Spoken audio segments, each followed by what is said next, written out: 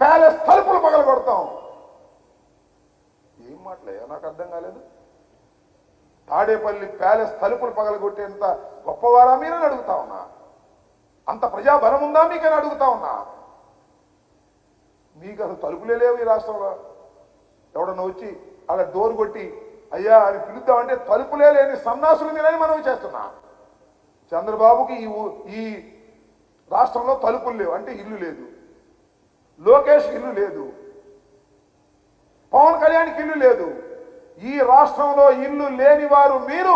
ఈ రాష్ట్రంలో ఉండి తాడేపల్లిలో జగన్మోహన్ రెడ్డి గారి ఇంటి తలుపులు పగలగొడదామని అనుకునేటటువంటి దుర్బుద్ధి ఉన్న మీకు ఈ రాష్ట్రంలో మీకు ప్రజాదరణ ఎందుకు ఉంటుంది అని అడుగుతా ఉన్నా.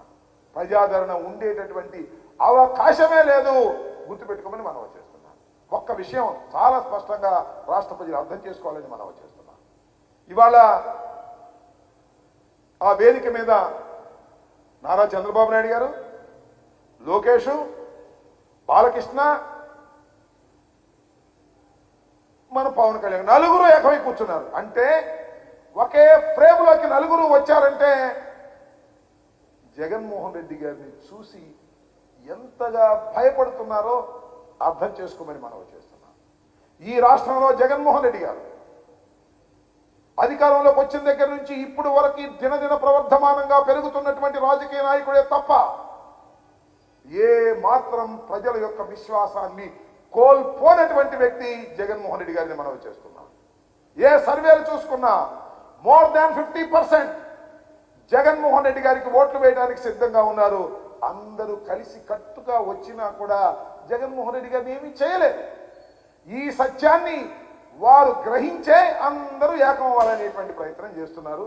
మీరు ఏకమైనా ఏమి చేయలేరు అనే విషయాన్ని మీరు తెలుసుకోవడానికి టైం పడుతుంది. ఎన్నికలు అయితే తప్ప అది మీకు అర్థం కాదు. అర్థమైనా ప్రజలకు చెప్పేటటువంటి పరిస్థితిలో మీరు ఉండరనే విషయాన్ని కూడా నేను ఈ సందర్భంగా మనవి చేస్తున్నాను. ఇవాళ పాదయాత్ర చేశారు. ఏమైనా లోకేష్ ఇన్ని పాదయాత్ర చేశారు కదా, ఏ ఊర్లో అయినా, ఏ నియోజకవర్గం అయినా, 97 ఏ నియోజకవర్గం అయినా మా నాన్న ముఖ్యమంత్రిగా ఉన్నప్పుడు ఇది చేశాడని చెప్పావా? చెప్పగలవా? నేను మనవి చేస్తున్నా, ఏ నియోజకవర్గం నువ్వు వెళ్ళినా, ఏ గ్రామం వెళ్ళినా అక్కడ కనిపించేవి జగన్మోహన్ రెడ్డి గారు ప్రతిష్ఠ చేసినటువంటి పథకాలు, జగన్మోహన్ రెడ్డి గారు నిర్మించినటువంటి సెక్రటేరియట్లు, జగన్మోహన్ రెడ్డి గారు నిర్మించినటువంటి వెల్నెస్ సెంటర్లు, జగన్మోహన్ రెడ్డి గారు నిర్మించినటువంటి ఆర్బీకేలు, జగన్మోహన్ రెడ్డి గారు పంచినటువంటి అనేక సంక్షేమ కార్యక్రమాలు అందుకున్న ప్రజలని మనం చేస్తున్నా. రేపు 3000 రూపాయలు ఇవ్వబోతున్నాడు జగన్మోహన్ రెడ్డి గారు అని మనం చేస్తున్నాం. ఇలా ఎక్కడికి వెళ్ళినా జగన్మోహన్ రెడ్డి గారు చేసినటువంటి అభివృద్ధి కార్యక్రమాలే కనిపించాయి. కానీ మీ నాన్న చేసిన 14 సంవత్సరాల్లో మీ నాన్న చేసిన పరిపాలన యొక్క సూచనలు ఎక్కడైనా కనిపించాయా? గుర్తుపట్టావా? చెప్పగలిగావా అని నేను అడుగుతా ఉన్నా. ఈ సందర్భంగా ఇలాంటి దుర్మార్గమైనటువంటి మాటలు మాట్లాడారు. నిన్న జనానంతా పోగేసుకొచ్చి చాలా కష్టపడి పోగేసుకొచ్చారు.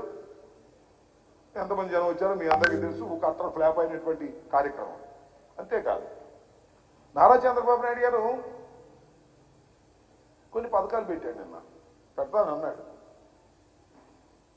ఏది అమ్మ ఒడికి పోతే ఏదో ఒక కార్యక్రమం 15,000 రూపాయలు ఇస్తాను అనేటువంటి మాట, 18 ఏళ్ళు నిండినటువంటి మహిళకి 1500 రూపాయలు ఇస్తా అనే మాట, 3 సిలిండర్లు. నేను అడుగుతా ఉన్నానయ్యా చంద్రబాబు నాయుడు గారు, అసలు నీకు సిగ్గు చెరవ లేదయ్యా.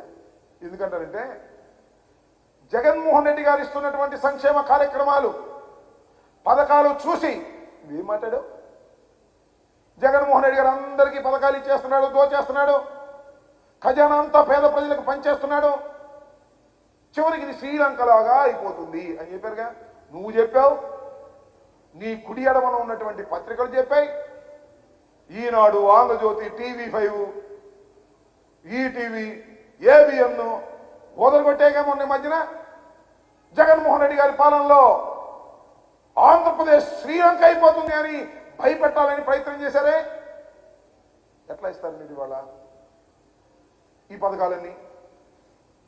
ఇప్పుడు కాదా? అంటే మీరు విషం కక్కేటటువంటి ప్రయత్నం చేశారే తప్ప మీకు చిత్తశుద్ధి లేదు అని మనం చేస్తున్నాం. అసలు ఏందే నాకు అర్థం కాలేదు చంద్రబాబు నాయుడు గారు, మీరు అసలు ఏ హామీ నిలబెట్టుకున్నారండి? ఇవాళ ఇస్తానంటున్నాం కదా 3 సిలిండర్లు కర్ణాటకలో పెట్టి కాంగ్రెస్ పార్టీ వాళ్ళు, మహిళకి బస్సులో ఫ్రీ, ఇవన్నీ చెప్తావు కదా. నువ్వు అసలు ఏమైనా ఒక్కటైనా నీ అధికారంలో ఉన్నప్పుడు, జగన్మోహన్ రెడ్డి గారు పార్టీ పెట్టిన తర్వాత 2014లో నువ్వు అధికారంలోకి వచ్చినప్పుడు, అంతకు ముందు నువ్వు ఇచ్చినటువంటి వాగ్దానాలు ఒక్కటిగా పోతే ఒక్కటైనా నెరవేర్చావా? నిన్ను నమ్మడానికి ఏమన్నా నిరుద్యోగ వృత్తున్నావు ఇచ్చావా? ఇవ్వలేదుగా. చెప్పోర్లు ఏదో పెట్టావు లిమిటెడ్గా. అన్నా క్యాంటీన్ ఉన్నావు ఇచ్చావా? ఆఖరిలో పెట్టావు 6 నెలల ముందు 3 నెలల ముందు. రుణమాఫీ అన్నావు ఇచ్చావా? మోసం చేశావు. వాగ్దానాలు చేసి మోసం చేసేటటువంటి చరిత్ర కలిగినటువంటి చంద్రబాబు నాయుడు గారు ఎన్ని వాగ్దానాలు చేసినా ఆంధ్ర రాష్ట్ర ప్రజలు నమ్మరు అని ఈ సందర్భంగా నేను చెప్తా. ఇది చరిత్ర. కానీ జగన్మోహన్ రెడ్డి గారు ఒక మాట చెబితే ఎంత నష్టమైన కష్టమైన నెరవేరుస్తారని చెప్పడానికి ఒకే ఒక ఉదాహరణ మీ అందరికీ తెలుసు. కరోనాలో మొత్తం అన్ని షట్ డౌన్ అయిపోయాయి, ఆదాయాలు పడిపోయాయి. అమెరికా లాంటి దేశాలు కూడా ఆదాయాలు పడిపోయి ఆర్థికంగా ఇబ్బంది పడుతున్న రోజున కూడా జగన్మోహన్ రెడ్డి గారు సామాన్యుడికి ఇవ్వవలసినటువంటి సంక్షేమ కార్యక్రమాలు బటన్ నొక్కి ఇచ్చాడు. అది జగన్మోహన్ రెడ్డి గారి చిత్తశుద్ధి. ఇచ్చాను మాట తప్పకూడదు, ఎంత కష్టమైన నష్టమైన అని భావించి చేసినటువంటి వ్యక్తి జగన్మోహన్ రెడ్డి గారు. అలాంటి జగన్మోహన్ రెడ్డి గారి పరిపాలనలో అంత సర్వనాశనం అయిపోతుందని చెప్పి ఇవాళ అంతకన్నా గొప్ప పథకాలు ఇస్తామని ప్రజల్ని మాయ చేయాలని ప్రయత్నం చేస్తున్నటువంటి చంద్రబాబు నాయుడు గారిని ప్రజలు నమ్మేటటువంటి పరిస్థితి లేదు అనే వాస్తవాన్ని గమనించవలసినటువంటి అవసరం ఉందని ఈ సందర్భంగా నేను మనవి చేస్తున్నాను. పోలేపల్లిలో మీరు పెద్ద షో చేయడానికి ప్రయత్నం చేశారు. ఇన్నాళ్ళ నుంచి ఎక్కడా కూడా ఏది జరగలేదు కదా, మీకు జనాదరణ లేదు. ఏదో పెద్ద ఎత్తున జనాన్ని సమీకరించి మీ క్యాడర్లో నిరుత్సాహాన్ని పోగొట్టాలని మీరు ప్రయత్నం చేశారు. కానీ ఆ నిరుత్సాహం మరింతగా పెరిగేటటువంటి పరిస్థితుల్లోనే కనిపించింది తప్ప ఎక్కడా కూడా మళ్ళా మీ కాన్ఫిడెన్స్ వచ్చే పరిస్థితి లేదు. జనం మీ పక్షాన లేరనే వాస్తవాన్ని గమనించాలి. మొత్తం నేను ఇంతకు ముందు కూడా చెప్పా, పాపం ఇదంతా ఈ స్కీమ్ అంతా, ఈ పథకం అంతా, ఈ మ్యానిపులేషన్ అంతా ఏమిటయ్యా అంటే తాను వృద్ధుడైపోతున్నాడు చంద్రబాబు నాయుడు గారు. 73, 74 తేలింది, సత్తు అయిపోతుంది, వయసు రీత్యా మనం ఏం చేయగలిగింది లేదు.